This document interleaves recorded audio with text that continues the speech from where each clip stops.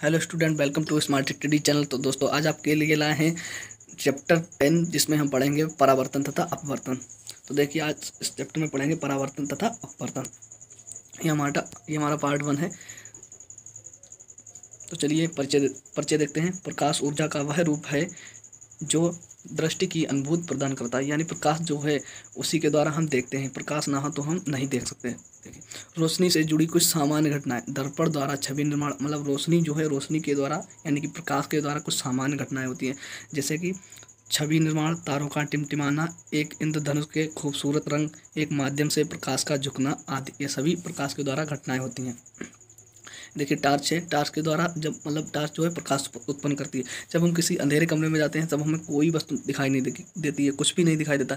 जब हम टार्च से देखते हैं तब हमें वस्तुएं दिखाई देने लगती हैं। यानी कि हमें पता चल रहा है कि प्रकाश ना हो तो हम नहीं देख सकते, प्रकाश के द्वारा ही हम देख सकते हैं। ठीक है, ये कुछ घटनाएं हैं, जैसे इंद्रधनुष का बनना। ये देखिए, ये रेज हैं जो हरी लाल हैं। ये ब्लैक कलर में जो चित्र बना है, ये क्या है हमारी, ये रेज हैं, प्रकाश की किरणें हैं। ठीक है, ये एक हरी बनी है, बिल्कुल ये भी रेज है। और ये इसको समझाया गया है, ये नीचे वाली जो रेस है इसमें समझाया गया है कि इसमें क्या होता है। इसे इलेक्ट्रोमैग्नेटिक वेव कहते हैं, यानी कि विद्युत चुम्बकीय तरंग होती है। ठीक है, प्रकाश विद्युत चुम्बकीय तरंग द्वारा ही चलता है। अब क्या है प्रकाश के गुण।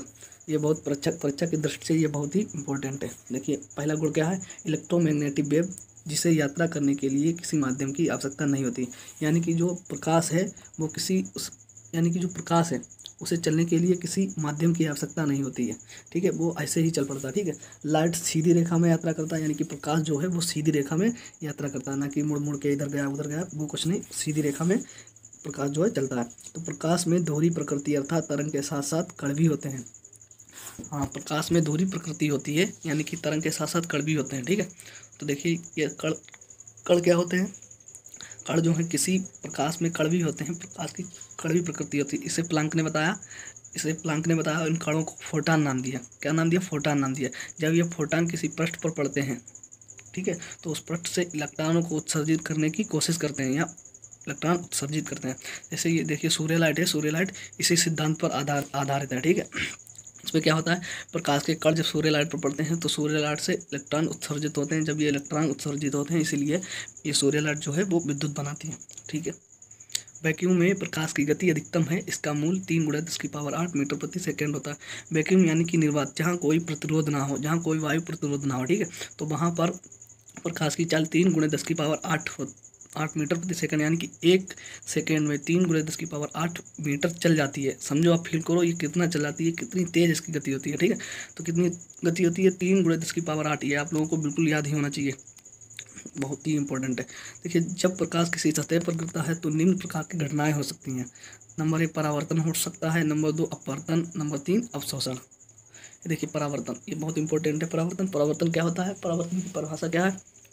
तो जब कोई प्रकाश किसी चिकने पृष्ठ पर गिरता है, ठीक है, और फिर वह उसी माध्यम में वापस हो जाता है, तो इस घटना को प्रकाश का परावर्तन कहते हैं। फिर से सुनिए, जब कोई प्रकाश किसी चिकने पृष्ठ पर गिरता है और फिर वह उसी माध्यम में वापस हो जाता है, तो इसे क्या कहते हैं, प्रकाश का परावर्तन। तो देखिए, ये क्या है, हमारा जो नीला नीला है ये पृष्ठ है, यानी कि मिरर, यानी कि दर्पण है।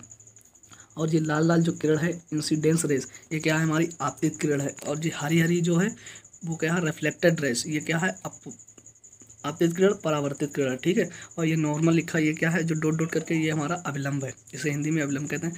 मतलब आपतित किरण और परावर्तित किरण के कोण आपस में बराबर होते हैं, यानी कि I = R होता है। ठीक है, अच्छा, आपतित कोण क्या होता है, अभिलंब और आपतित किरण के बीच बना कोण क्या होता है, आपतन कोण होता है। और अभिलंब और परावर्तित किरण के बीच बना कोण परावर्तित कोण होता है। ठीक है, तो ये क्या होता है, आपस में बराबर होता है। साइन I = R होता है। ठीक है, ये हमारी आपतित किरण है। ठीक है, ये लाल वाली, और ये परावर्तित किरण है। ये कोण यहाँ से और ये कोण दोनों क्या होते हैं, कोण I = कोण R, ये दोनों हमारे बराबर होते हैं। ठीक है, यही हमारा पहला नियम है। दूसरा नियम है, आपतित किरण, परावर्तित किरण तथा अभिलंब तीनों एक ही पृष्ठ पर स्थित होते हैं। तो देखिए दूसरा नियम, ये देखिए, टार्च है, इसका प्रकाश आया, इसी पृष्ठ पर गिरा और ये फिर जो है वापस हो गया।